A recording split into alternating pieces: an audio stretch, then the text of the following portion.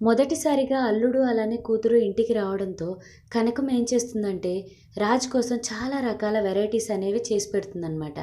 Veg అలానే non వెజ్‌తో సంబంధం లేకుండా బూరెలు, గారెలు అన్నీ కూడా చేసి రాజ్ ముందు పెడతారు. ఇంటి సభ్యులంతా కలిసి ఇక తినండి అల్లుడు గారు అనేసి ఫోర్స్ చేస్తూ ఉంటారనమాట. ఇక కనకం వాళ్ళ అక్క మీనాక్షి అయితే చేప ముక్క వేసుకోండి అల్లుడు గారు చాలా బావుంటుంది అనేసి అంటూ ఉండగా, ఇక రాజేమో నాకు చేపలో ముళ్ళు తీసుకోవడం రాదు అనేసి అంటూ ఉంటాడు. ఇక నేను తీస్తాను అనేసి అప్పు, కనకం అలానే మీనాక్షి ముగ్గురు కూడా ఎగబడుతూ ఉంటారనమాట.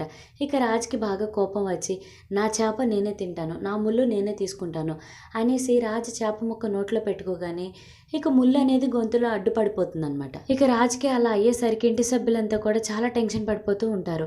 అక్కడే ఉన్న కావ్య వెంటనే రాజ్ దగ్గరికి వెళ్ళి తానే స్వయంగా రాజ్‌కి మంచినీళ్ళు తాగిపిస్తూ ఉంటుంది. ఈ వీడియో గనుక మీకు నచ్చినట్లయితే please like and subscribe to my channel. Thank you for